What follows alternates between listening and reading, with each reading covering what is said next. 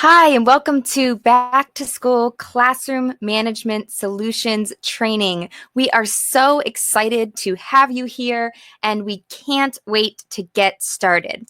Here's some of the things we're going to be talking about today.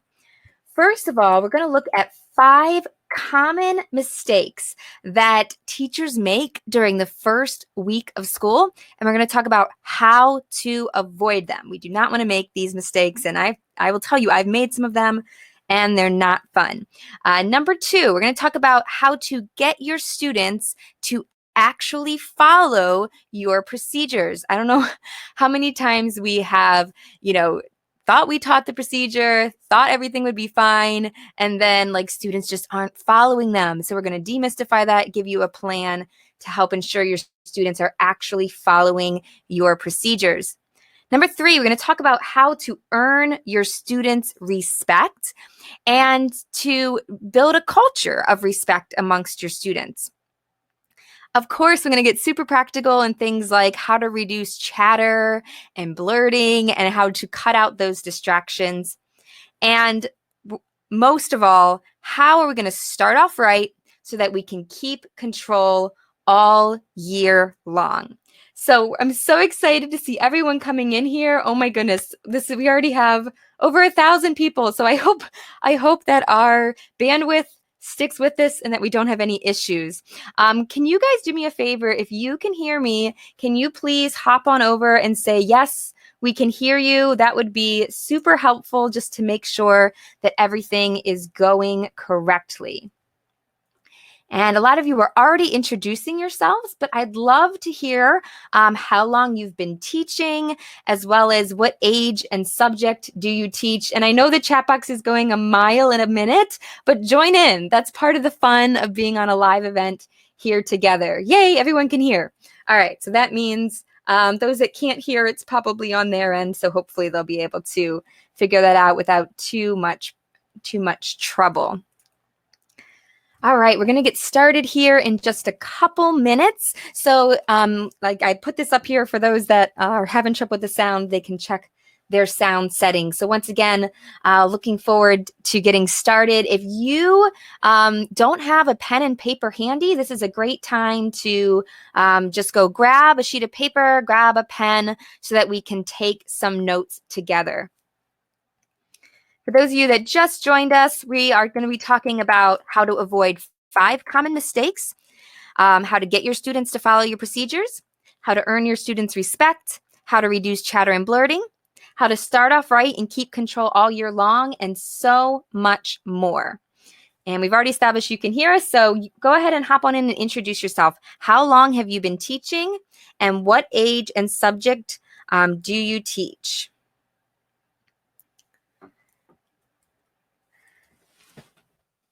All right, we're going to give people 1 more minute to join us. Just in case here, give people 1 more minute to join in. And I'm going to apologize ahead of time if we have any technical difficulties, just because we do have we have 1,300 teachers on here right now. So if we do have technical difficulties with the bandwidth, if you will just stick with us, first try refreshing your own browser, and then if something goes wrong on our end, we will just get right back in ASAP. Okay, so I did have one time during one of these live trainings where it just cut out, my internet cut out, and I was panicking, but it came back on in a minute. So if something does go wrong, like I said, we've got a lot of people on, more than we've ever had before, so this is exciting. But if something goes wrong, hit refresh, and worst case worst, we can send out the replay link, but I'm hoping everything will work and we'll be good to go. So all right, let's get started. Before we get started, if you don't mind, I'm going to just start with a word of prayer that's very helpful to me, and I know it'll be encouraging to some of you as well.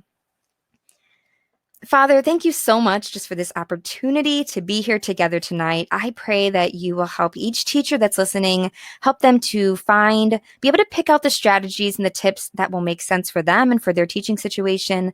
And I pray that you'll just give me the words to speak, help this to be helpful and encouraging.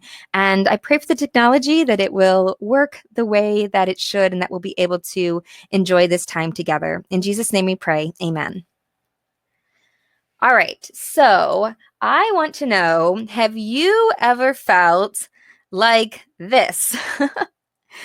Has your classroom ever looked just maybe not quite like this, but maybe it feels like this? Mine sure has. I have stood in the front of my classroom and just had nothing going right. And in particular, I remember my first year in particular, I thought that things were going great. The first week went so smoothly, I thought, but it was just like this gradual decline. And I'll share some of the reasons it went wrong. But by October, I remember standing in front of my classroom and no one was listening to me. Well, I shouldn't say no one, but it was maybe a handful were listening. Kids mulling around the room. Half the class didn't have their homework done. We're trying to review, and it was just a disaster. And it all started that first week of school. I didn't even know it at the time, but I had made some key mistakes back then that caused a lot of problems. So that is why today we're going to talk about back to school classroom management solutions. And as I said, we're going to talk about 5 common mistakes teachers make and how to avoid them, and then keys to start the school year off right. And I'm actually curious, how many of you guys are new to Teach for the Heart and how many have been here for a while? It's always cool to see what kind of combination we have of new and oldies, as it were. But for those of you that aren't familiar with me, my name is Linda Cardamus. I taught middle school math at a Christian school in Northeast Ohio, and I loved it. But when I had my first son, knew God was calling me to stay home with him for a time, but did not know that part of that, and I was really kind of upset about leaving teaching, even though I knew it was right for our family. But it was so cool how God directed. I had no plans for it, but God just led, and we started Teach for the Heart, which has been a great blessing to me, and I pray has been a help to you guys as well. In that time, we have 3 books now: Create Your Dream Classroom. I've compiled together the Teach Uplifted Devotions, as well as the newest book, Take Heart and Teach. And I'm also the creator of Classroom Management 101, which I'll tell you a little bit more about later. So exciting to see so many new people here and people that have been here a long time too. So thank you guys. Glad to have everyone here. That's awesome. All right, so as we said, we're going to be talking about all of this, and we're going to try to keep it, it's going to move here. I'm not going to waste your time, so you might want to grab some notes. If you don't have a pencil and paper handy, you might want to go grab that now, but we're going to jump right into it. So first of all, mistake number 1 that teachers make is not realizing the importance of that first week or 2 of school. And basically what happens here is you just think, oh yeah, it's the first week. And you just don't realize how important it is. And honestly, it can be the difference between this nice, calm classroom and this one that we already said some of us can relate to, right? And here's the thing. The first week of school sets the tone for the whole rest of the year. So in that, you're really setting your class culture. I mean, think back. I mean, if you can think of it in terms of teaching, or back when you were in school, when those students show up in your class the first day, even if they've had you before as a teacher, but especially if they've never met you, they know nothing about you. They know nothing about your class. And that first impression that they get during that first week is going to set the tone for the entire school year. If you let your students do what they want the first week, because you're like, oh, I don't want to, come down too hard at first. I'm just going to kind of let them do what they want and we'll rein it in later. That's not going to go well, because if you let your students do what they want, guess what? They're going to do what they want. And I call this almost the classic bait and switch, right? Like if you start out all easy and then a week or 2 in, you realize, oh, I got to kind of regain control. They're going to be reeling. They're going to be reeling like that fish, right? Flopping around like that fish you're trying to reel in on a fishing line. They are not going to know.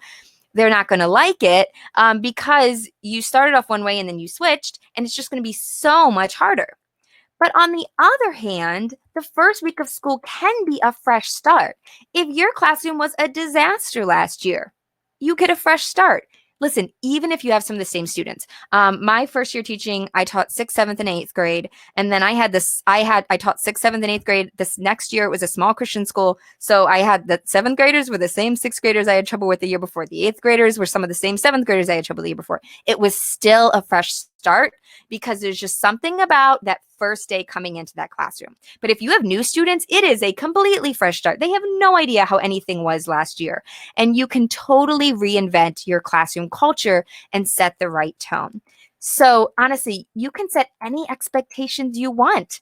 I mean, if you thought my cell phone policy last year was a disaster, I got to come up with a better one. You can set any expectation you want. If you set it up in the first week of school and you're very consistent with it, then that's just how it is in Mrs. So-and-so's class, right? So obviously we want to set good expectations, and we'll talk more about that later. But honestly, the sky is almost the limit. If you have it in your mind, if you start out that way, it's so much easier to maintain it. And as I said, you can make big changes from last year, right? It can be night and day difference. And that honestly was my experience. I told you that I found myself about in disaster time about in October. I worked the whole rest of the year trying to dig myself out of that hole. And things got gradually better. And most importantly, my confidence I started to figure out what worked and what didn't. But that whole year was tough. Even the end of the year, things were better, but they still weren't great. But when I took that and started the next year off right, I'm not going to say I never had a problem again. Obviously, we all have problems, but it was a night and day difference. And that's what I'm excited for you to experience too. So to avoid mistake number one, for now, we're going to get into the nitty gritty here in a minute. For now, we just need to realize I am going to realize the importance of that first week of school, and I am going to grasp it, right? I am going to make the most of it and be sure to really take advantage of it. All right, is everyone with me so far? We're going to put great value on that first week of school. All right, mistake number two. Let's get into some of the nitty gritty. Another mistake that a lot of teachers make is expecting good procedures to just happen. And this can happen for a couple different reasons. Sometimes we don't think through good procedures. Take something as simple as a restroom break. We just think, oh, just go to the restroom. This is especially if you're a new teacher, this is your first year, you're especially susceptible to this because you'd think it's just a restroom break, right? You just go to the restroom. No, you really need to have a procedure. How will you get there? How many students will go in at a time? What will happen when you're in? All these things. You have to think through each aspect and think what is the best way. So if you're new, you got to think through everything that you're going to do in the day. If you've been teaching for a while, think back last year and ask yourself, man, what was my problem area? What was that one procedure, one thing that always caused problems? Maybe share it right now in the chat. Maybe it was transitions. Maybe it was start of class. Maybe it was dismissal. Maybe it was pencil sharpening. Whatever it was, what didn't go well, and think, I got to come up with a better procedure. I got to talk to a fellow staff member or ask about it in our Facebook group or something like that. I got to find a better procedure. So that's the first thing. Sometimes we don't think through the procedures. The other half though of this mistake, sometimes we have a good procedure, but we just tell it real quick and we don't actually teach the procedure. And this can especially be a problem in high school because we assume, man, they're high school students, they should know how to do this. And there's some things they know how to do, but some things they don't. Something as simple as passing in papers is done differently in every classroom, right? They passed in different orders. And so you can't just expect them, hey, pass in your papers and they're not to be chaos. You do need to actually teach them exactly what you want. And I'll show you how to do that here in a minute. So to avoid mistake number two, as we said, we're going to think through good procedures for each area of your classroom. Once again, if you're new, think through everything that you do in a day. Nothing is too small not to think through. And if you have taught in the past, a lot of your procedures maybe went well, but think through what are the things that didn't go so well, and what could I do differently that would maybe make more sense. Then it comes time to teach the procedures. You want to use a 4-step process in teaching the procedure. The first is to explain the procedure. And there's a couple different ways that you can do this, but the key is that you really point it out. So one way is to model the procedure. The other one is to simply explain it. But either way, as I said, the devil is in the details, as it were. So let's take passing in papers, right? I'm not just going to tell my students, okay, we're going to pass in our papers now. I'm going to say, all right, class, it's time to pass in your papers. What I want you to do is we're going to start on the right side of the classroom and you're going to pass your papers over to the left. Don't pass the stack until you get it from the person next to you. So we're going to start with Georgina, Rose, and Matt. All right, you guys start your papers, pass them over. Okay, wait for the stack. Are you making sure your paper is on top and it's facing the right direction? All right, and then when it gets to the end of the rows, Olivia's going to pass it back to Josh, who's going to pass it back to Sam. Sam, when you get the stack, I want you to paper clip it and put it on this bin in my desk. Do you see how much detail was in there, right? I'm really going through all the different pieces and explaining everything.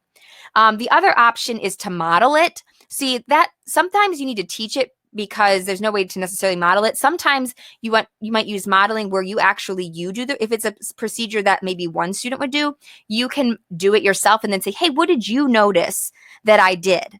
And what did I not do? But the point is, either way, whether you just explain it or you model and then talk about it with the class, the point is you're pointing out all the finer points of the procedure. You're not just saying time for the restroom or pass in your papers. Make sense? So step 1 is to explain in detail, either you explaining or through modeling. Step 2 is to actually practice the procedure. And I'm seeing a question here. Would you recommend this for high school seniors? Yes, I would. I mean, and it doesn't have to be, the thing is you are actually doing it when it comes up in your classroom. So I would not, for example, with passing in papers, be like, we're going to just practice passing in papers out of the blue. I would teach the procedure for passing in papers the first time you have to pass in a paper. So the first time, sometimes in my classes, I would start off with a little get to know you paper. So as soon as it came time to pass it in, I would say, okay, now we're going to pass in the papers. Here's how we do this in this class, right? And then go through here. So 2 is to actually do it, right? And this isn't practicing for practicing's sake. This is actually doing the procedure where it makes sense in your class. And so, in some cases, it is worth it to practice for practice sake. You take into account the age of your students and what you're doing. But you're actually passing in the papers, right? So everyone, you say, okay, these 3 students start, pass it over, and you're actually doing it, right? They're actually doing the procedure. A lot of teachers stop here and say, check, I'm good to go. But if you really want students to follow your procedures, the magic is in steps 3 and 4. So here we go.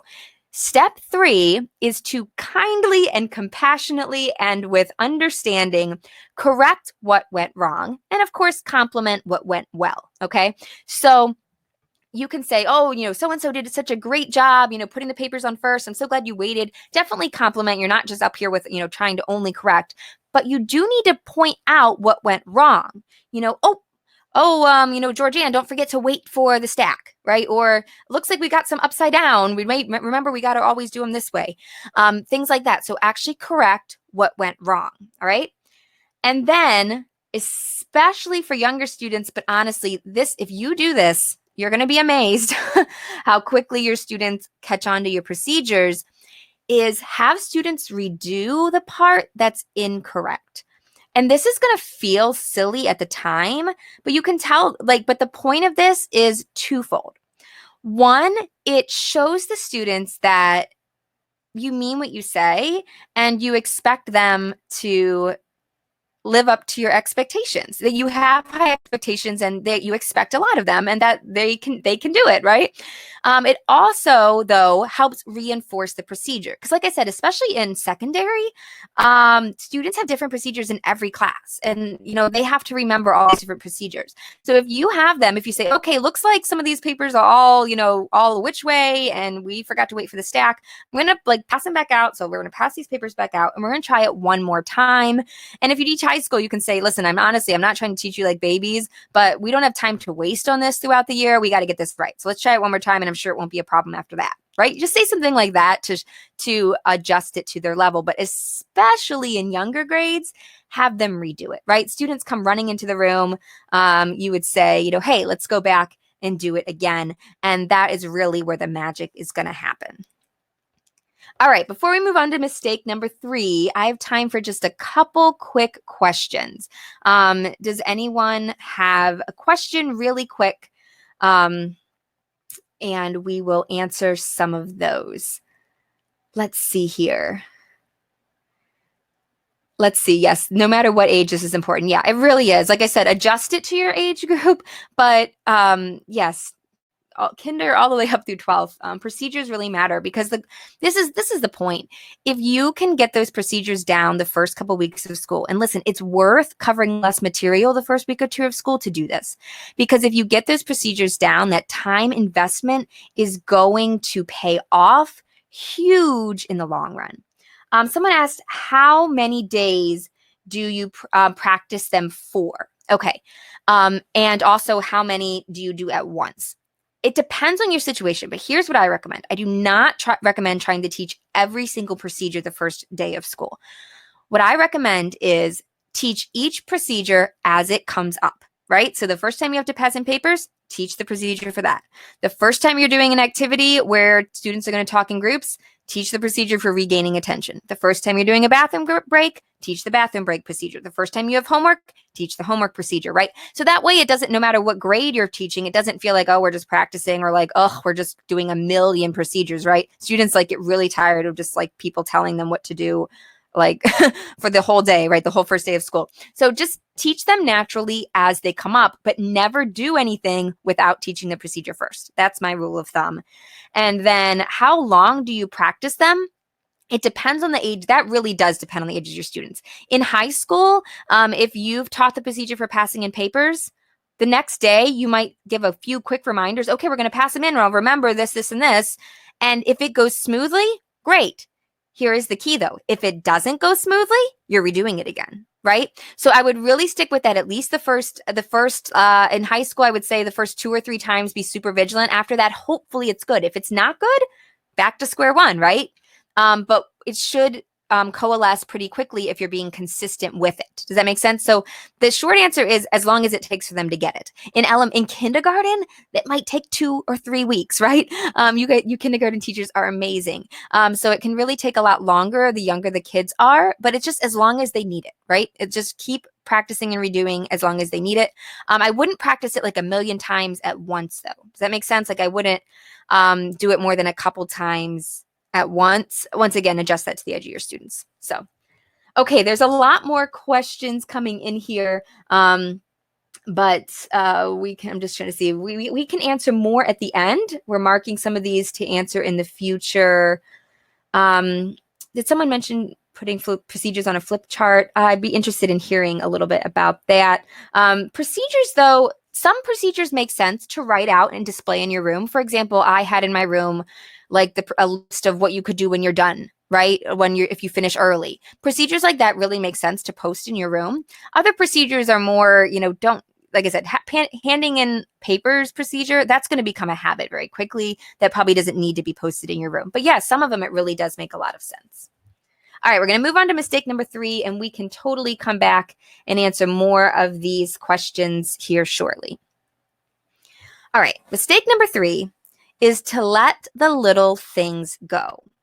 And this is the single biggest mistake that I made, and which led to so much disaster. And I had the best of intentions combined with not knowing what to do. And I'll talk more about that later. But my intentions were pure. I had seen classrooms where students literally got a detention for talking once in class. And I thought that was quite excessive. And so I said, I'm not going to do that to my students, right? If they say one thing, they don't need a detention, right? So I figured it's not a huge deal if they say one thing to their neighbor. They have their head down, that's fine, right? If they're leaning back in their chair, it's not the end of the world. And so I let a lot of these little things go. I mean, we're not supposed to sweat the small stuff, right? I'll just focus on being a good teacher and these things will resolve themselves. Hashtag wishful thinking. How many of you can relate, right? This is the problem. I wish little problems stayed little, but they don't. It is not human nature. It is human nature that if you give the old adage, if you give a mouse a cookie, he's going to want a glass of milk. It's the human nature to push the boundaries is really more what it is, right? If we say the line is here, but we let students go beyond that line, they're going to just keep going, chances are. All right, so we simply have to show students where the boundaries are. And if you want to draw the boundaries at super big problems, then you're going to have to deal with when they push the boundary, they're going to be in super big problems, right? If you keep the boundary back on the littler things, then the problems will stay littler, right? I'm not saying you won't ever have big problems, but I will tell you, if you don't deal with the little problems, they will get bigger. And like I said, one student talking soon becomes 3 students talking, becomes 5 students talking, becomes 6 students talking not quietly, becomes 8 students talking at regular voices, becomes a whole room of students that's not listening to you. At least that was my experience. So to avoid mistake number 3, deal with problems while they're small, okay? And like I said, we do want to sweat the small stuff at the beginning of the year. Remember, we talked about the importance of setting the right tone the first week of school. The advice not to sweat the small stuff might be fantastic advice for March, right? When you're in the doldrums of the third quarter and you've got bigger fish to fry, and the student, you're not going to get on your student for this little tiny thing when you're dealing with bigger issues with them. Okay, in March, that may be very good advice. The first week of school, it is not. That is not the time to not sweat the small stuff. You've got to sweat the small stuff the first week of school. So what does this mean, though? Deal with problems while they're small. What does that mean? What it means is simply to address it. And this can take a couple different forms. It could be as simple as, Charlie, please sit up, right? Someone runs into your class. It can be as simple as having them redo it, right? George, please go back that's not how we walk into the class. Please go back and come in correctly. All right. So my point is, this does not have to be handing out punishments, right? This can take a couple different forms. It can take the form of just a simple verbal correction. It can take the form of asking someone to redo it, especially if it's a procedure thing. And it could, on another third option, is it could trigger your discipline plan, which we're going to talk about more about your discipline plan in the future. So, but if you do have a specific, this infraction produces this result, then don't be afraid to start using that right away, okay? But keep in mind in all of this, once again, your students are learning. You don't have to bang students over the head. I've seen instances of this where teachers I have to establish my authority. I'm going to clobber the first student that dares say one thing. You don't need to clobber them, okay? That's probably not a good idea. But you just need to calmly address it with your predetermined plan, okay? And it's amazing the difference that makes. And we'll talk about a few specifics about that here in a minute. All right, before we move on to number 4, any couple quick questions with that. Josh says, I appreciate the term address the issue rather than hand out punishment. Yeah, especially that first day of school. I mean, there might be a rare instance where there needs to be a consequence the first day of school, but that's going to be really rare. That's, I would reserve that only for a big problem that someone just really is out to challenge your authority on day one. That's going to be super rare.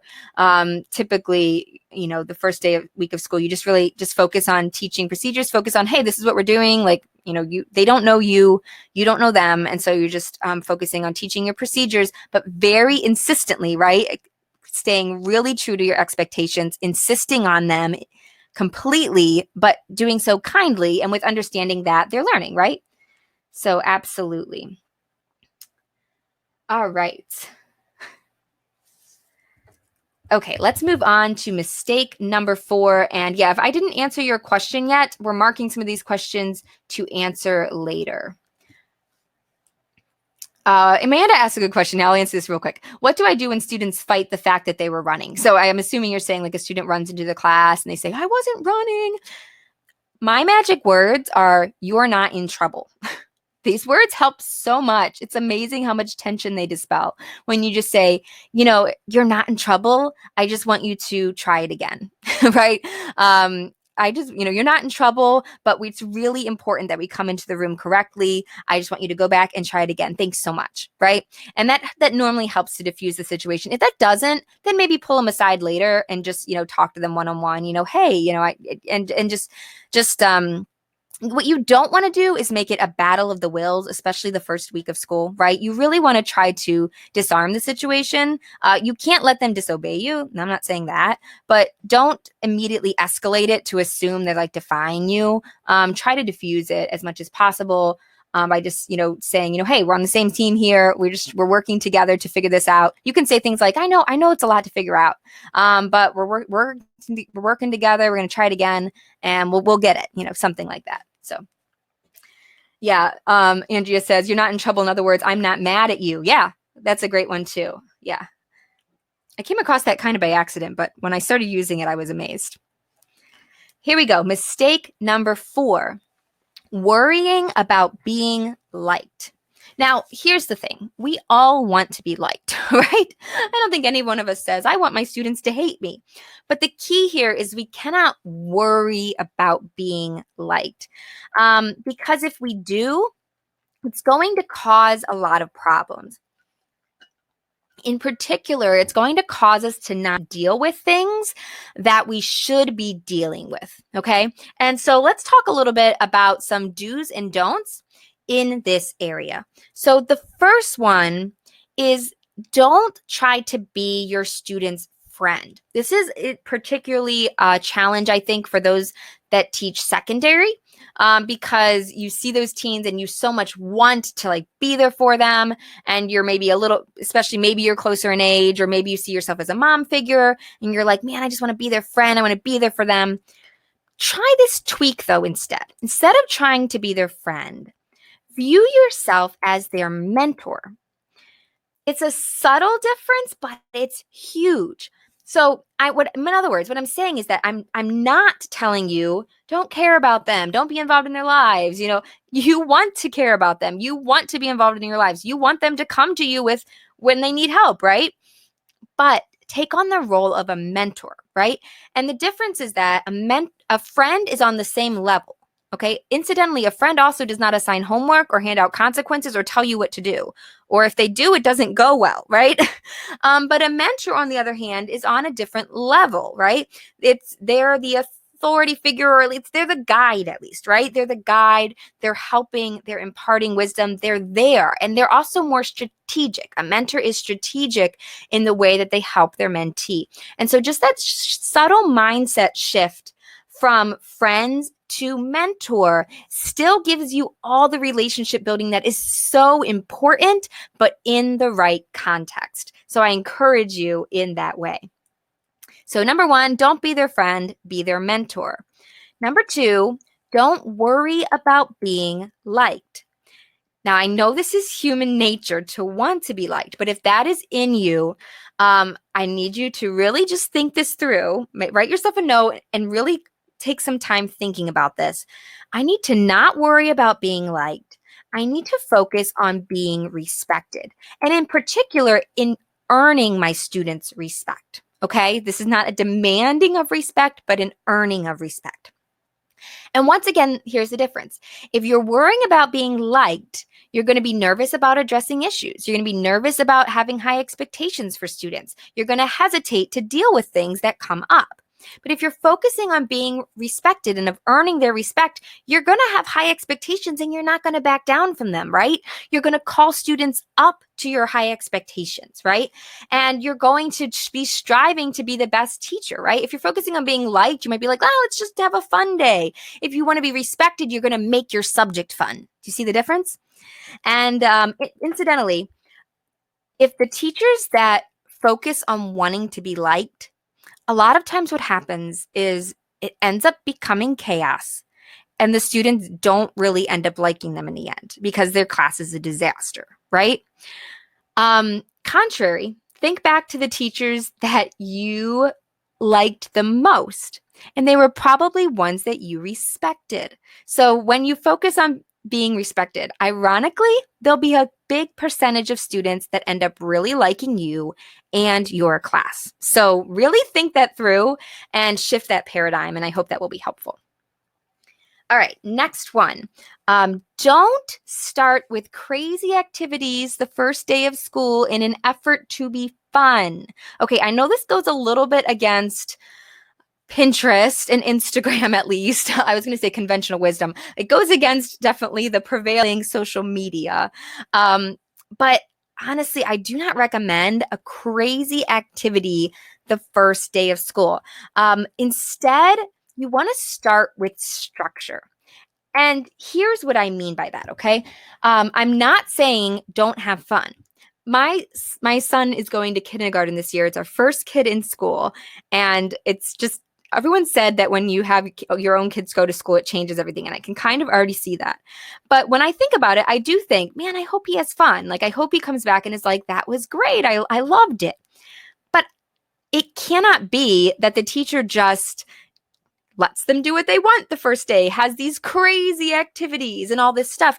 Because once again, it's the bait and switch, right? If you load your first week of school with every single fun activity, and then week 2, you're like, okay, now down to work, that is not going to go over very well. And also, once again, you probably haven't laid the foundation for those activities. And so that's why it's important to start with structure and to start with establishing your expectations first. Okay. So in other words, here's the thing. If you start with structure and you start with your expectations and you really teach that in the beginning, you will be able to do so much fun stuff with your class throughout the year, right? If you can trust them, if you can depend on them, if you can get their attention really quickly, you'll be able to do so many cool activities with them, right? But I wouldn't recommend starting off with that the first week, because if you try a crazy activity and it doesn't go well, you set the tone that your class is chaotic and you're going to struggle to rein them back in. So am I saying don't do icebreakers? No, not necessarily, but a crazy icebreaker, I really don't recommend unless you are a master at classroom management, in which case you're already good to go, right? So, I don't recommend a crazy icebreaker where students are up and like running around the room trying to find people. Once again, that's an activity best set for after you've established expectations and procedures and you're able to regain control quickly. Does that make sense? So a good icebreaker for the first day of school would be something really simple where students sit at their desk and, either work with a partner.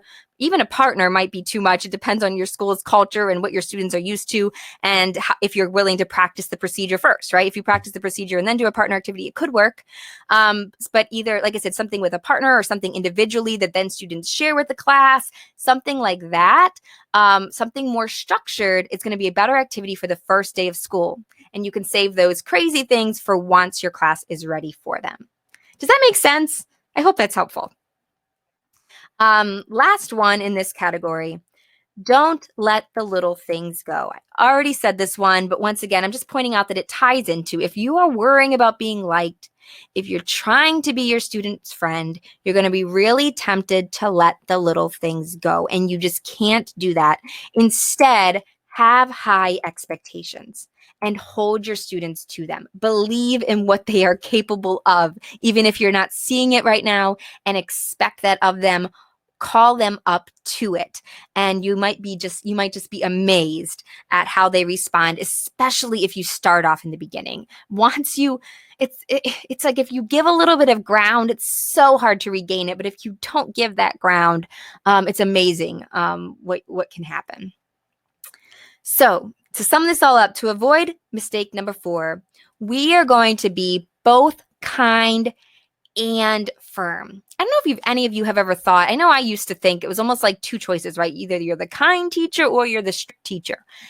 No, you have to be both. You have to be the kind teacher and the strict teacher melded into a beautiful combination, right? So you should be nice. Students should think you're nice. If students think you're mean, that might not be a good thing. Now, if they say you're mean, but they really just mean that you make them do what you say, that's different, right? But you shouldn't truly be mean, okay? You should be nice. You should be personable, right? You can have personality. You should have personality. you should be understanding, right? When something goes wrong, when there is an extenuating circumstance, you should be understanding. You should even be understanding towards excuses that aren't excuses, right?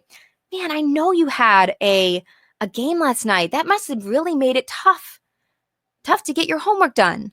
Now, does that mean you let them off the hook? Absolutely not. We're going to get there in a second. But you can say, man, I know that must have been really hard to find time for your homework. It's really too bad. So now, because now, you lost 20%, or now you have to do it again, or whatever consequence it is, right? You can be both. So you are understanding, though. You can even be fun to be around, right? This does not mean your class has to be dull. If you are passionate about your subject, and I hope you are, that passion should shine through. You should be making learning fun, for sure. But that does not mean that you fail to have high expectations. You have high expectations at the same time that you're nice and personable and understanding, and you hold students to them. Just because you understand their struggle does not mean you let them off the hook, except for times when you actually should, okay? Of course, there's exceptions, but by and large, right, you hold them to your high expectations. You deal with issues that come up, right? You kindly deal with the issues. With compassion, you deal with the issues. And you're not a pushover, right? So all of these things need to work together to create the right teacher demeanor, where you're focusing on being respected, you're being a mentor, and you're holding them to these high expectations. All right, we've got one mistake left. So I'd like, real quick, if you want to pop into the chat and share what's one thing so far that you have learned, or that you want to do differently this year, or that's just kind of your key takeaway so far. We'll share those really quick. What's one key takeaway so far, and then we'll get into mistake number 5. All right, mistake number 5 is not being fully prepared. This was also me. My first year, I was super, super prepared for the academic side. I mean, I was ready to teach, and I was good at teaching right off the bat. Like, I was good at explaining math and getting students to understand it, but I was not fully prepared for how to deal with classroom management issues. So, for example, just to give you a taste of what I mean by are you prepared, do you know what you're going to do when a student gets up and wanders around the room for no reason, or walks out of your room for you don't know why? Do you know what you're going to do when someone blurts out an answer? It's the right one or the wrong one, but they just blurted it out of the blue, and that's not what you were expecting. Do you know what you're going to do if a student's on his phone at a time when they're not supposed to be, or on a website they're not supposed to be? Do you know what you're going to do when students are disruptive and causing problems? Do you know what you're going to do? If you said yes, yes, yes, yes, yes, then you're well on your way. You want to think through the rest of your procedures and make sure you have a plan for them too. If you said, oh, I don't know, I can relate, but here's the problem. If you don't, at least this is what happened to me. Listen, when you are there can come a point where you're so good at classroom management, you just are confident that if something comes up, I'll know how to deal with it and it'll be great.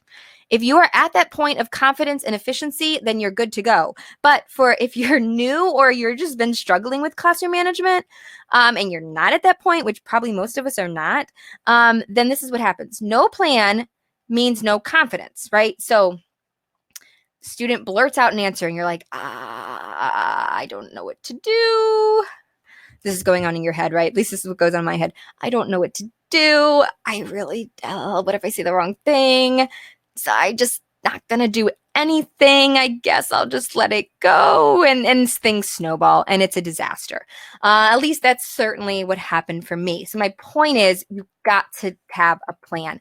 And I remember one of my college professors warning us about this. They said, before school starts, you need to have a plan. You need to sit down and get out a sheet of paper and a pen and write down what you're going to do. What are you going to do when a student's talking out of turn? What are you going to do when your student's wandering in the room? Like, you need to write down what you're going to do.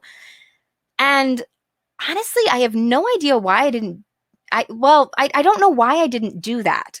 I think it's twofold. I think on one hand, it was because I didn't know what to do. Remember, I told you that the school I had done my internship in had like given detentions for everything, and I knew I didn't want to do that. So I wasn't sure what to do, but I don't know why I didn't answer that question. I think I was just so distracted by everything else, right? There was so many other things to prepare. I just never circled back and figured this out. And it was a disaster, as I said. So, what do we want to do? We need to do exactly what the professor recommended and write down a plan for everything. You can do it in your head, but there's something about writing it down that cements it and makes it more firm in our minds. Excuse me. So, we want to have a plan for everything. Okay, we can't literally have a plan for everything. If you've been teaching long, you know students will for sure think of something that you've never thought of, but you want to have a plan for at least the most common issues that you know you're going to face. You want to know what you're going to do ahead of time so that instead of standing up there kind of freaking out mentally, you will actually be able to follow through with your plan and actually deal with it. And this is where the rubber meets the road, because not letting the little things go, having high expectations, holding students to them, all of these things, good procedures, they only happen if you have a plan ahead of time and you know what you're going to do, and then you do it. So as I said, I highly recommend actually writing it out. It'll just be a good exercise for you. It'll help you make sure you've actually thought it through. So let's talk. We don't have time to get into everything, but let me give you a few common problems that we might have to deal with. Okay, these slides are out of order. That's okay. Mistake number 5, one of the things that you might have to deal with is regaining attention, right? And this was one of the biggest problems for me. And I tried so many things to get their attention. And I'm talking about when either as part of either intentionally or unintentionally, the class just gets disruptive. It might be a planned activity where you let them talk to a partner, or you're having them work in groups. Or it might be unintentionally where just, it just happens, right? Just suddenly, for no reason or for some reason, just the whole class is talking all of a sudden. You're just like, what happened? And you've got to rein them back in. It's so much easier if you have a plan for regaining their attention. And I tried so many things. I tried the raise the hand. I tried stopping and waiting. I even tried the flick the lights.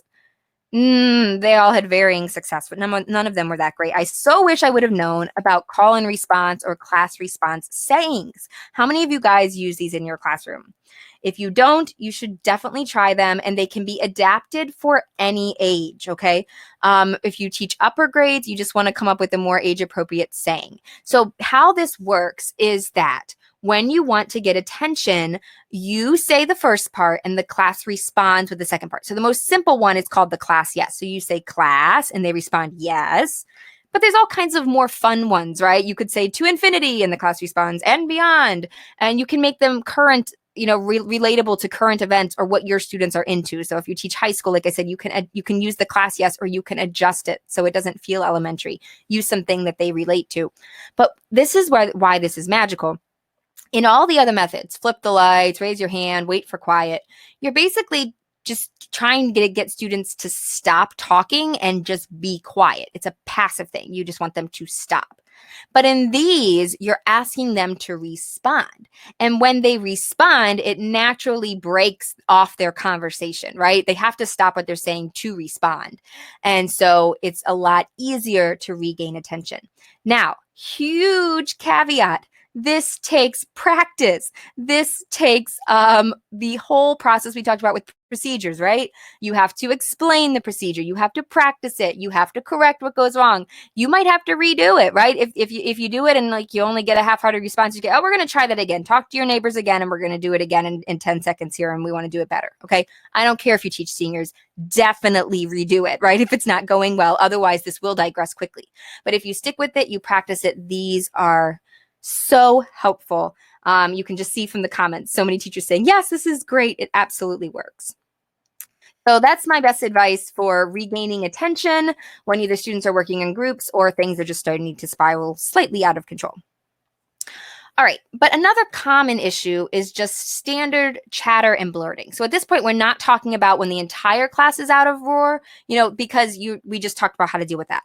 But what about like just a few students just being disruptive? Well, there's all kinds of plans you could put into place. And if you have a plan that works for you, fantastic. I'm just going to share quickly 2 plans that you could consider if you don't have one. Option one is what I use, and it's a warning system. This was recommended to me by one of my mentor teachers, and it's also discussed a little, at least a form of it in the first days of school by the Wongs. And it was really helpful for me when I needed it. And so here's how it works. If a student is talking, they get a warning. And the warning is not said out loud. It's in some type of symbolic format. When I was teaching, I would actually write their names on the board. I just came across there, but there's so many is the word alterations, but modifications for that, if that makes you uncomfortable. Class Dojo, some people use. You can, but I just heard an idea this week that I thought was fantastic. One teacher says she has a bunch of yellow cards, like how they use in soccer, just laminated yellow cards. And she just walks around the room and she just puts one on the student's desk as their warning. And she's like, it works so well because they see it, I see it, but it doesn't embarrass them in front of the class. The point is that you don't want to stop teaching. You just want it to stop, right?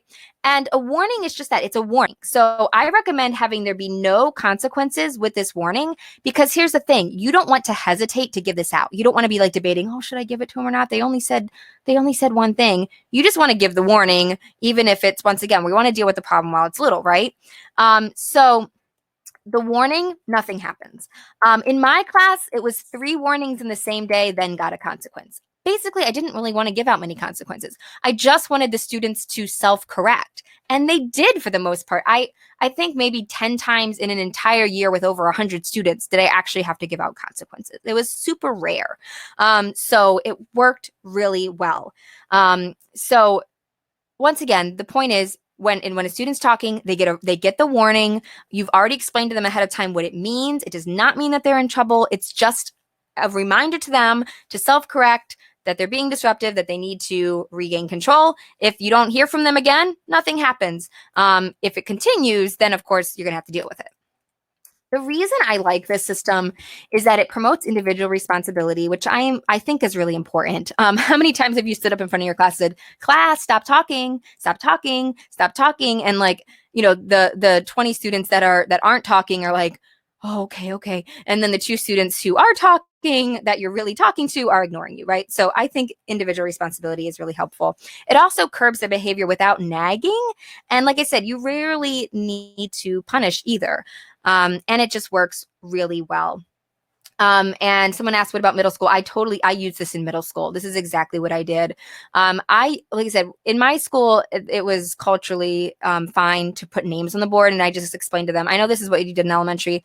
It's not meant to make you feel like a kid. It is just to give a warning quickly. If I would have known about the yellow card idea, though, I would have done that instead. So that's, I think, an even better idea.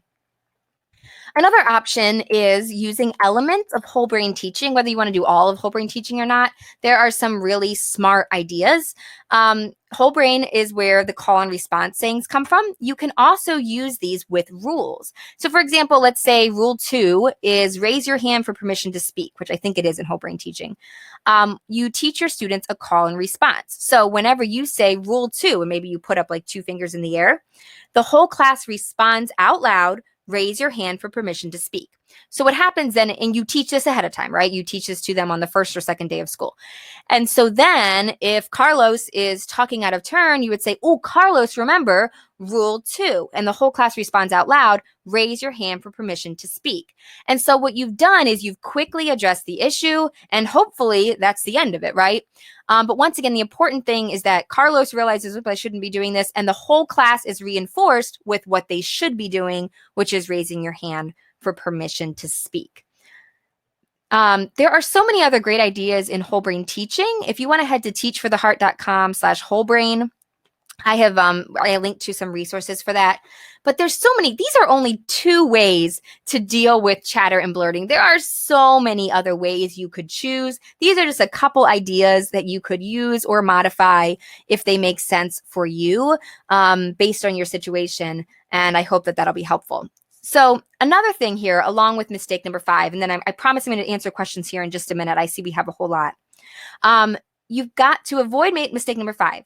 As I said, you need to have a plan, and you also need to build your confidence. Okay, so like I said, knowing what you're going to do and then practicing it. This is another thing that I was told to do and I didn't because I felt dumb, or maybe I just forgot, or maybe I ran out of time. I don't remember, but I didn't. But it's so powerful. If you are like me, I don't know. I just didn't like correcting students. I didn't. And honestly, the first time I had to give out a detention, like I had to give it out. It was a school policy thing. I really had to do it. It was so obvious. But I had to call up my husband and like ask like him to give me a pep talk to give up my first detention. I just didn't like confrontation. So if you're like me and you get up there and you're just like, I don't want to say anything, practice. Practice in front of the mirror, practice to a friend or a spouse, and practice what you're going to say in some of these situations so that when it comes time, you do have that confidence because you know what you're going to do, you've practiced it, and now it's just time to follow through. So coming back to where we started in mistake number 5, how do you put together a plan? I gave you some strategies for regaining attention, for talking and blurting, but there's so many more pieces, right? You have to have a plan for every procedure. You have to have a plan for cell phones and for, what you're going to do when students are being disrespectful and causing drama with each other and bullying and all kinds of things, right? So how do you put together that whole plan? Well, one thing I highly recommend is to talk to other teachers, especially if find the teachers at your school that are doing this well and talk to them because they are at your school. Every school is different, right? They have different consequences are appropriate at each school, different cultures at each school. So talk to some teachers at your school. We also have a Facebook group, Christian Teachers Lounge, that has a great place to talk and ask for ideas. And that'll really start to set yourself up for success. But the thing is that classroom management is really nuanced. And so one missing element can really throw everything off. And when you're putting together your plan, if you're like, okay, I have these pieces in place, but I'm really just struggling with these other elements. We have Classroom Management 101, and Classroom Management 101 will help you put together that plan.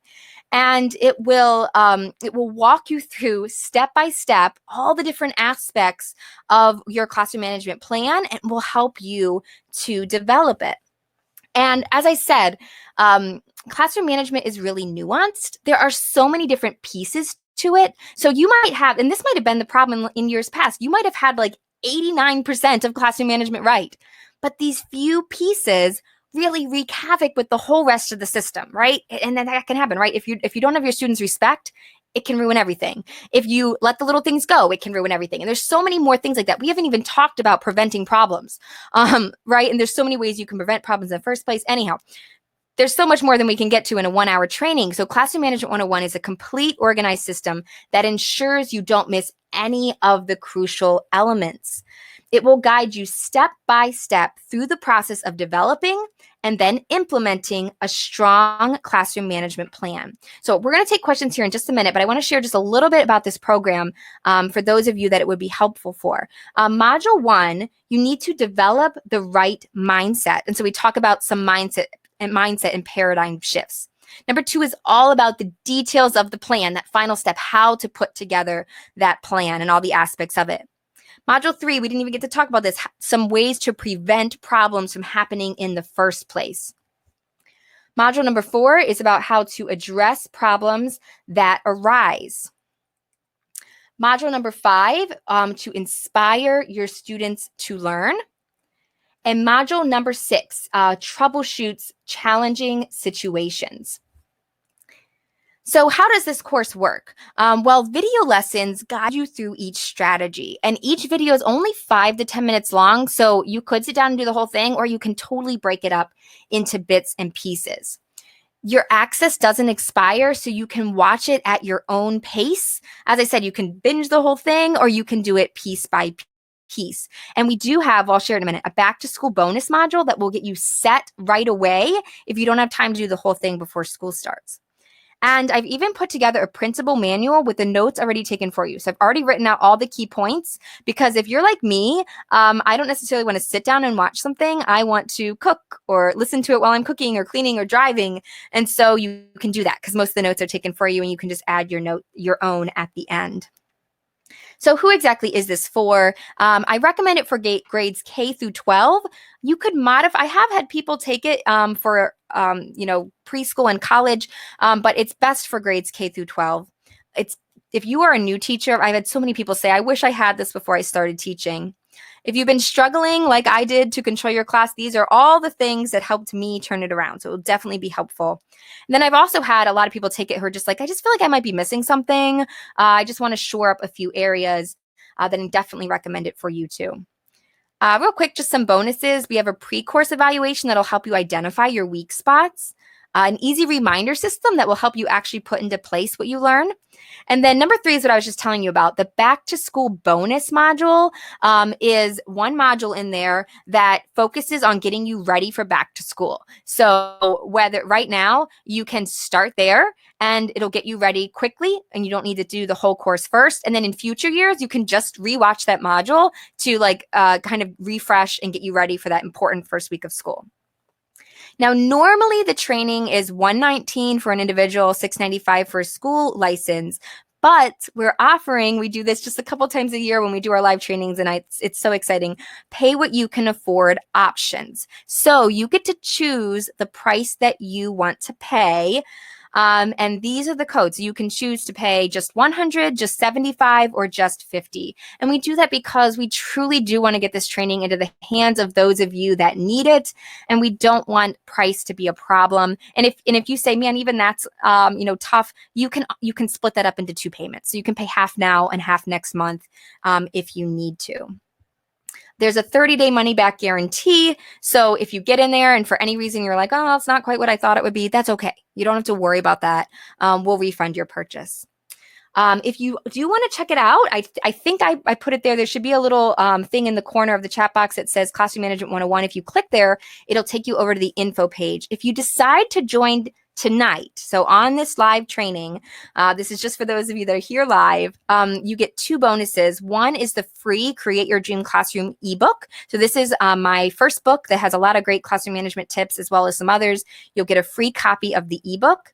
And you'll also get the training, Classroom Procedures That Will Save Your Sanity. So if you've been saying, man, I want to know some of those, I need help with procedures. I just really am struggling in that area. This is 50 procedures that will really are just smart ideas for your classroom, some better ways to do this. I'm also going to be giving away, so this will be for everyone who signed. So both of those are specifically just for those who sign up tonight. If you sign up, you can still get the pay what you can afford for about another week. But if you sign up tonight, you get this special bonus, Create Your Dream Classroom, special bonus, Classroom Procedures That Will Save Your Sanity, as well as you're entered to win a free half-hour coaching session with me. So we'll pick one person from tonight to get the free coaching session. Okay, just real quick, one final detail, and then we'll get to the Q&A session where I will answer all your questions. When you do go to enroll, you'll see the places, you'll see the coupons. They're on the info page, but you actually have to click this add coupon button, and then you have to hit apply, and you'll see the price go down. Okay, so make sure you see the price go down. Otherwise, you'll have to email me and say, oh, no, it didn't work, and then I'll have to refund your purchase, which I can do, but it's just easier if you do it the first time. So, okay. I'm really excited to have you guys check out Classroom Management 101, but right now I want to answer some of your questions. Welcome, Karen, to Classroom Management 101. We're so glad to have you. All right, and let me guys know if you have any questions or if you run into any trouble as you're on here. I'm going to answer your questions, though, while you guys are checking that out. Once again, you can click on the link right there, or you can go to teachfortheheart.com/afford. All right, I'm going to start answering some questions here because we've got a few minutes left. Sheila asks, how long does it take to get through the course? With the back to school bonus module, it's about 7 hours of material. So the back to school bonus module, though, is probably about maybe an hour, maybe an hour and a half, because it lists certain lessons that you need to go back and listen to first. So that's the total amount. And you get a certificate at the end that you can potentially submit for credit. Stacy asked if there's a certificate for this webinar. Yes, to get your certificate of attendance, head to teachfortheheart.com/certificate. Jensine, that's a pretty name. I'm sorry if I'm mispronouncing it. Asks, what do you do with the student who is having difficulties at home and they have extreme behavior in the classroom, such as throwing things, dumping desks in anger, etc.? Okay, so obviously you're dealing with a bigger issue here. So one of the things that you're going to want to do right away is get your administrator involved, right? If you have a bigger issue student here, you need to get your administrator involved. It depends what kind of difficulties at home. If the parents are part of the problem, well, it depends what the difficulties are. But if the parents can be talked to in this conversation, then bring them in and partner with them as well. But I would work with your administrator to have a plan, because you can't just let that happen.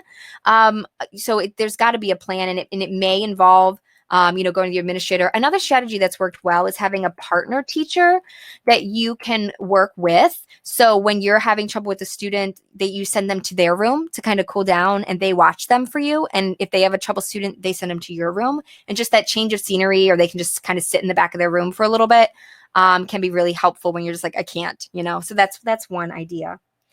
Welcome to you guys joining us. Welcome to Susan and Amber and Alexandria and Tanya and Tammy and Zach and Jacqueline and Kimberly and Samalu. Welcome. We're so glad to have you in Classroom Management 101. And let's see, we've got more. We've got Davy and Tabitha and Laura, Sarah, Kim, Andrea, Mary. Oh, Daikisha. I love that name. I'm sorry if I'm mispronouncing these. Danielle and Margaret or Marguerite, Heidi, Mary, Cheryl. Oh, so glad to have you guys. Okay. All right. It is technically 9:45, and so that means we are at an hour, and I told you I'd try to keep this around an hour. So this ends the official portion of the webinar. So if you want to jump over and get your certificate and get off, you are welcome to do that, but I want to stay on and answer some more questions. So I will stay here a little longer and try to answer some of these questions. So if you have a question we haven't answered yet, feel free to ask it again, or I have this whole queue I'm working to go through here. So we will try to get to as many of these as we can. Marlene asks, how many credits for Classroom Management 101? I'm assuming every school and district has different rules, so I cannot promise you like what it equates to. But the certificate lists 6 hours of classwork. And by the way, if you happen to teach it at an ACSI school, Association of Christian Schools International, it is approved for 1 CEU through ACSI. That's the only organization it's officially certified by. Everyone else, you just want to check with your school. Amber says, what if we already signed up after a previous session you have? I assume you're asking, can I still get the bonuses if I'm already a member of Classroom Management 101? And if that's the case, send us an email, linda@teachfortheheart.com, and we will hook you up. Luann says, I just signed up for Classroom Management course. How will I log in when I'm ready to start? Anytime you need to, just go to academy.teachfortheheart.com. You should also get an email, but if for some reason you don't get an email from us, please let us know, because that probably means you entered your email incorrectly, or it went to spam or something. So we can check into that for you. But academy.teachfortheheart.com, you can always get there, or just teachfortheheart.com and click, there's a login button in the footer. So you can always find it there too. Let's see. Corey asks, what is a good resource site for activities for the first week or two that teach your procedures? I know there's some good activities on Teachers Pay Teachers. I don't know of one off the top of my head. So if someone has a resource they recommend for Corey, if you want to drop that in the chat, that'd be super helpful. Okay, let me mark some of these questions answered. Okay. All right.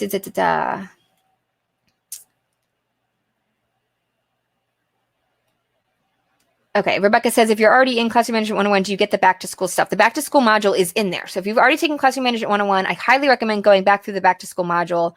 This training is helpful, but that'll give you a little bit more before you get ready. So I'd recommend that. Rikva says, do you have a checklist of procedures that a new teacher can use to make sure she develops all her classroom procedures when planning for the year? Like just a checklist of things to think through, or actual procedures? We do actually have a article, and I don't have the link right now. Maybe Tim can grab it, called 10 procedures that will save your sanity. If you just Google Teach for the Heart 10 procedures that will save your sanity, that will come up. Those are some procedures I recommend. If you're looking, we do have a list in Classroom Management 101 of like areas to think through for procedures, but I don't have that in like a PDF version that I can give right now. I'm sorry. That would be a good idea to write a blog post for. Anne asks, what do you do when that one student who never responds to anything that you try? Okay, in this case, this is like a bigger issue. So we've talked a lot on this training about just big picture starting the school. You're right. But obviously there's so much more in dealing with like specific problems. And we talk more about this in Classroom Management 101, like how to connect with these students and things like that. because you really do need to build rapport with that student. So one of the first things I'd recommend is what's called the 2x10 principle. This Angela Watson talks about this at the Cornerstone for Teachers. And the concept is that you say, okay, I'm going to take 2 minutes a day for 10 days.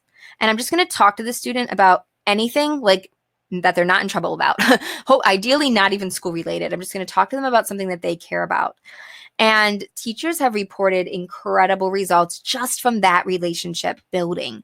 So I would encourage you to start with that. Start by just reaching out to the students, just talk to them, find 2 minutes a day for 10 days and see what happens.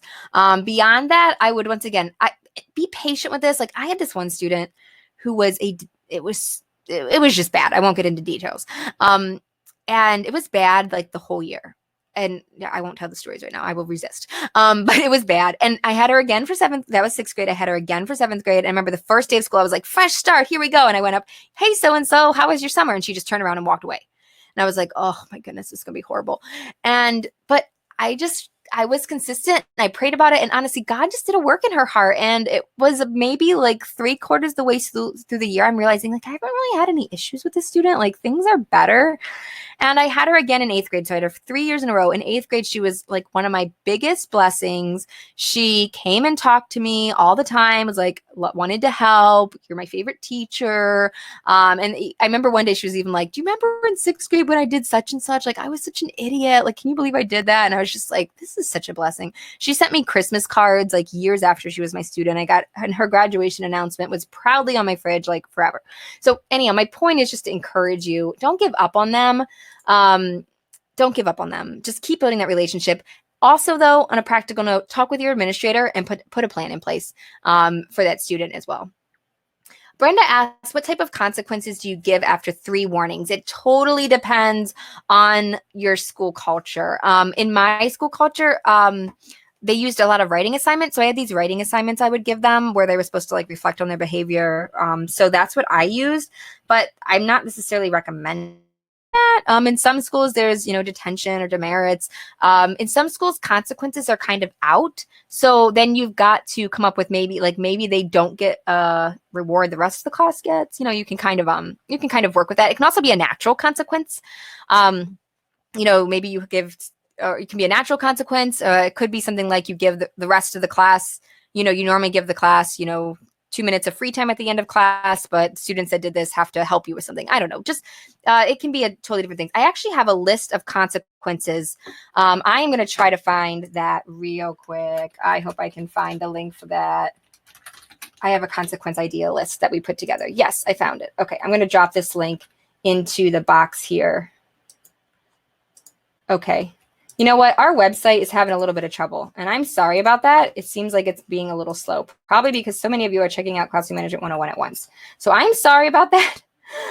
If you're trying to get into Classroom Management 101 and you're having trouble, a workaround is to go to academy.teachfortheheart.com. So instead of just teachfortheheart.com, go to academy.teachfortheheart.com and then just enter one of these codes. So the codes are on the page there, but if you go, that's a little shortcut.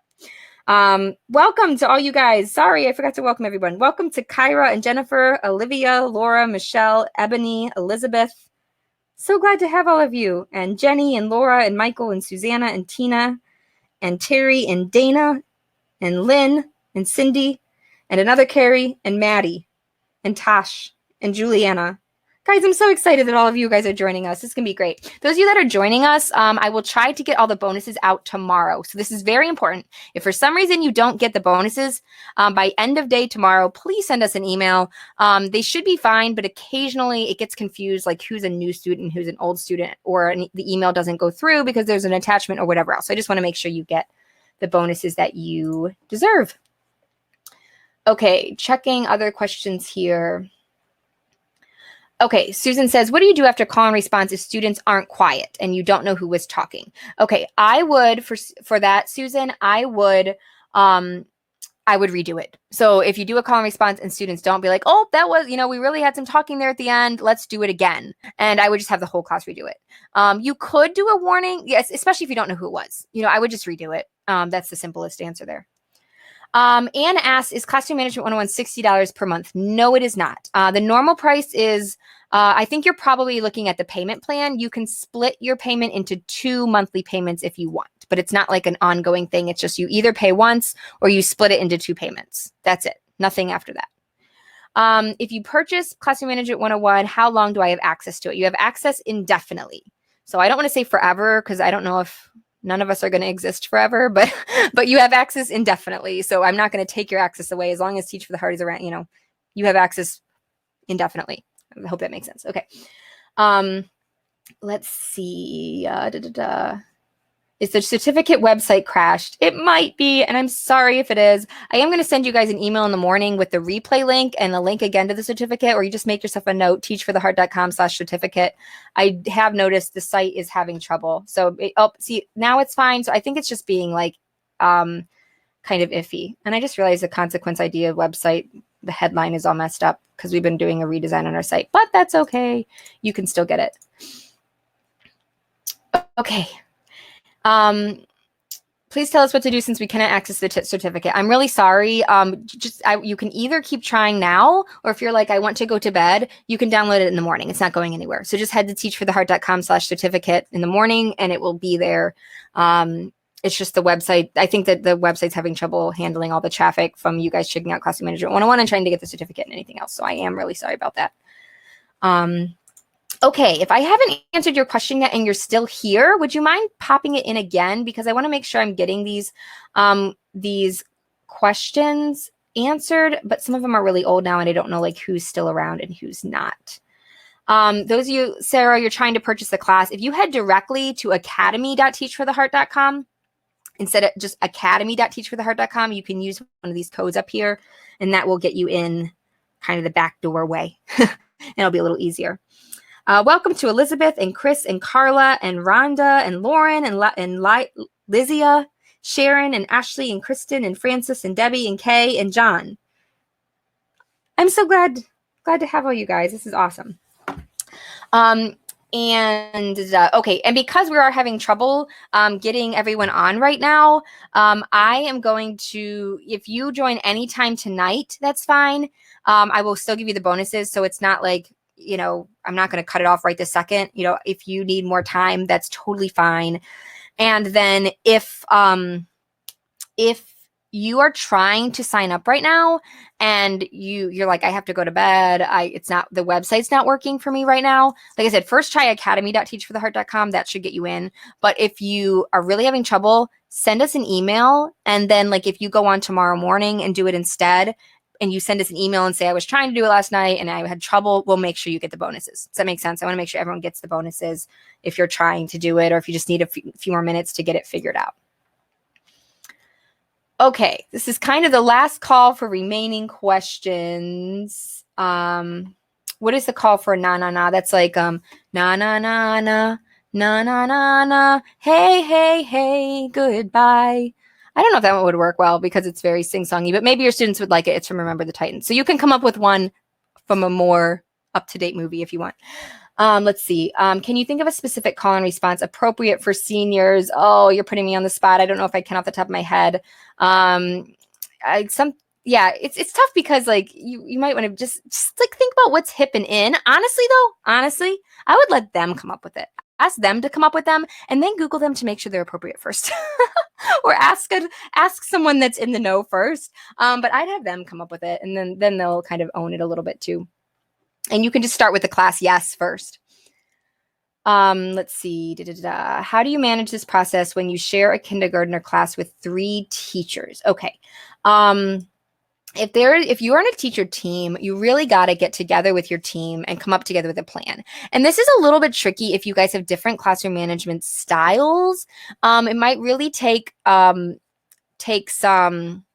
work to come up with something that makes sense. But I would encourage you, it would be better to all be on the same page than to be exactly with what you're hoping for. Like even if you end up breaking a couple of the things I said, being on the same page is really important, So I would really try to get on the same page with your with your other teachers. And in particular, when you do that, like start from a win-win perspective. Like don't start from a like, we need to get on the same page. Start from like, okay, we all want to have a great learning environment. Can we talk about some ideas so that we can all be on the same page? Like start from that win-win mindset and be willing to try to listen to their ideas and see what you can come up with. Can we repost the link for the consequences ideas list? Yes, we can. So I'm just going up through the questions here. Here's the consequences ideas list. Okay. I'm so glad it was helpful. Can you give me some tips for the first day entrance procedure practice when half of my class will come in at 7:45 while the other half will not come in until 8? Okay. So if they're coming in like trickling in, that's a different situation. I'm going to talk about both trickling in and then two spurts. If it's a trickle in, then I'm just trying to think this through real quick. Because you're asking about day one, like are you going to teach the procedure?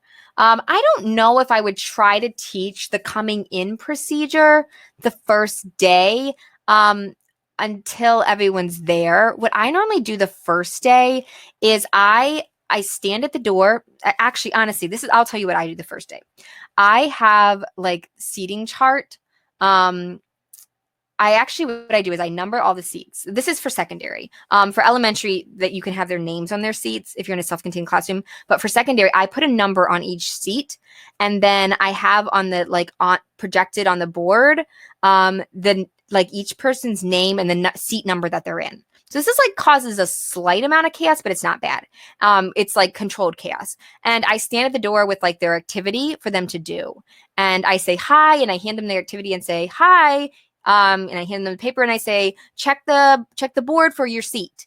And I just say that over and over and over as the students come in, and then they go to their seat. And then I can say, hey, did you notice, this is what we're going to do in the future procedure too. You're always going to come in, you're going to go straight to your seat, you're going to check the board for what's here, etc. So I highly recommend, now that I'm thinking this through, have an activity for your students to do. So I would have an activity for those students that whether they trickle in or they come in two bursts, I would have an activity for them to do. So that those that come in at 7:45 can kind of get started on that. So they're not just waiting around. And so maybe make it something that is a little bit longer in your situation, but the students that come in late, just be like, oh, you can, don't worry if you didn't finish it, it's no problem type thing. I hope that's helpful. How to help kindergarten students adapt easier. Kindergarten teachers, I am amazed at you. You are amazing. I don't think I could do what you do. But especially with kindergarten, it is so important to really just focus on those procedures. Honestly, you want to cover some academic content, obviously, those first couple weeks, but you just have to teach and teach and teach and teach and reteach and reteach and practice and practice and practice procedures. And your kids can totally do it, but it's just really be very you just really got to make that a priority and realize that you'll have time for everything else later. But if you don't, it's just going to be a disaster. So hope that's helpful. If anyone kindergarten teachers in here, I would love to hear your advice on that. Okay, glad the certificate and consequence list are working. You just got to keep trying. I'm sorry about that. How long will the Q&A session last? I don't want to miss anything. I'm just trying to answer these final questions and then we're going to get off here. So, but it still have kind of a lot of questions. So feel free. You don't have to stay on. It's okay. I understand it's getting late. Welcome real quick though to so many people here. Angela, Perry, Bill, Kate, Christine, Holly, Amy, and I missed some others too. So glad to have you guys. Okay, going back up through these. Okay. How do you address class responses that get redundant and are no longer effective? So once again, I would switch up the sayings periodically, and you can ask your students to come up with some new ones. And then sometimes you have to do what's called a classroom shakeup. We talk about that in Classroom Management 101, and I also talk about it on the podcast. If you guys don't know about the podcast, you can head to teachfortheheart.com/podcast. I talk about a classroom shakeup, so look for the podcast on that. And I'm not going to get into that right now, though, because that's a whole nother topic. Okay.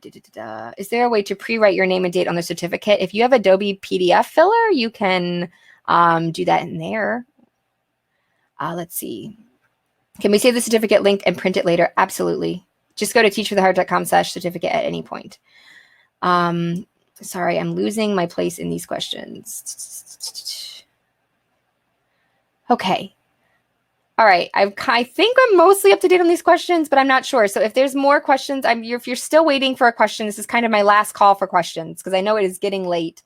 I'll put the link up for the certificate one more time. teachfortheheart.com/certificate. If it's not working, try again. I'm so sorry. Someone says, how do you deal with a student that just walks out of your classroom? I would probably, because you can't just leave your classroom, right? So if you have like an office system, short of getting someone else involved, if there's a student that you trust, I would maybe send them after them and just see if they're okay. Because like sometimes it's like they need to throw up or something. So I would first send a student to see if they're okay, and kind of have them report back to you and go from there. Okay. Yeah, if you're already in Classroom Management 101, let's see. I'm sorry. I'm trying to figure out what this question. Okay, someone asked if they can get a copy of the new book because they already have Dream Classroom. Send me an email. We'll work with you. No problem. Kristen asked, do I give a survey out the first day? I do. That was normally my icebreaker activities. I just asked like a few simple questions about them. What's your favorite subject? What's something fun you did this summer? Just like a few easy questions. Is there an ACSI credit for this webinar? I did not get this one approved for credit. If there's enough interest, I could. I don't know if I can retroactively. I don't know. You can send us an email and I can look into it though. Linda@teachfortheheart.com. Does the bonus offer still apply if I sign up for Classroom Management 101 by the end of the week? The extra bonuses are just tonight. So the book, the classroom procedures, and the giveaway are just tonight. The other bonus, the back to school bonus module, the pre-course evaluation, post-course evaluation, and the pay what you can afford is good for a week. And we'll send you emails to follow up with you and let you know like exactly when it ends. So that will last for a week, but the specific ones are just for tonight. Catherine, what do you do when the call and responses don't work? Like you call, but the kids don't answer. Okay, there's two different issues here. Like if they're refusing to do it, that's like its own thing. Like then maybe you need to have a talk with the class and, if they're older, like if they're, let's say you're teaching like seniors in high school and they just like refuse to do it, then maybe you have to talk with them and say, hey, like, do you have another idea? Like we have to have a way to get your attention. I would kind of approach it that way. But if you're just saying like, we're in the middle of an activity and I call and they don't answer, the problem is they don't know that procedure good enough. You need to practice. You need to like stop immediately and like re-practice this procedure and like work on it a lot over the next few days. Just kind of like you can just be like, okay, we're gonna have you talk for 10 seconds, and then I'm gonna regain your attention, and like do that a bunch. Like you got to really like ingrain that procedure. I'm guessing that's probably what the problem was. Okay. GNS, when teaching procedures, how do you handle whispering if you have the ask three before me rule? So in other words, if in your class, you want students to ask someone else before they ask you, there's going to be whispering in your class. Then I would just talk to students about like what a whisper is, what is an appropriate whisper, what is not an appropriate whisper, and maybe whatever system you have, if you're going to use the yellow card, say, hey, if I can hear your whisper, it's not really a whisper and you're going to get a yellow card or whatever it is, so I would just teach that. And I would, when you teach three before me, practice whispering. I would do that, depending on the age of your students, if it's appropriate. Older students might not need practice. You could still like kind of practice it, find a way to practice it, and just make it on their level. Will this presentation be available after the webinar? Yes, and we will send you a link tomorrow, Lord willing. And you can rewatch the whole webinar as well as it'll have all the comments there too. Susan, I don't have special needs resources, but if you join in our Facebook group, which you can link to if you go to teachfortheheart.com, it's in the footer, I believe, the link to the Facebook group. I'm sure if you ask there, you'd get some great resources. All right, guys, we have got to we've got to get off. Thank you so much, though. I'm just going to answer these last two questions, and then if you still have a question I didn't answer, you can you can email us at linda@teachfortheheart.com. Please be patient with us. I'm sure we're going to have a lot of questions that we have to answer, but we'll be excited to get back to you. Let's see here. A student that refuses to follow directions, procedures. We talk about this in Classroom Management 101, but I would start with building that relationship. I would pull them aside, try to get at the root, what's really going on here. I would remove the audience when you can, don't make it a big confrontation in the class if possible, like talk to them after class. That would be helpful too. Lynette says, we are a small Christian school. Is there a discount for a school license? Yes, if you have less than 200 students in your Christian school, send us an email and there is a discount on the school license. Okay, guys, thank you so much. If you still have any questions, please email us at linda@teachfortheheart.com. We definitely want to answer them for you. Just don't want this webinar to be eternal because I know a lot of you guys are still here and it's getting late. So I really appreciate it. Thank you guys so much. And Holly, we will email the bonuses out tomorrow, Lord willing. If you don't get them tomorrow, definitely let us know. We'll probably get all this together in the morning. And if you're still trying to get on, like I said, if you join tonight, anytime in the next, say, hour or so, you'll still get the bonuses. So we're going to wait till the morning to send those out just because I know people are having trouble on the site. So thank you guys so much. I really appreciate it. And thank you for being here. And if you found it helpful, you can share it with a friend. We're hopefully going to have this available as like an on-demand training. It'll be the replay of this webinar. It'll be at the same place you signed up, which is teachfortheheart.com/back-to-school-training. Teachfortheheart.com/back-to-school-training, or they can find it on the homepage. So thank you guys so much. Let us know if we can help with anything. Linda@teachfortheheart.com is our email. Guys, have a great night.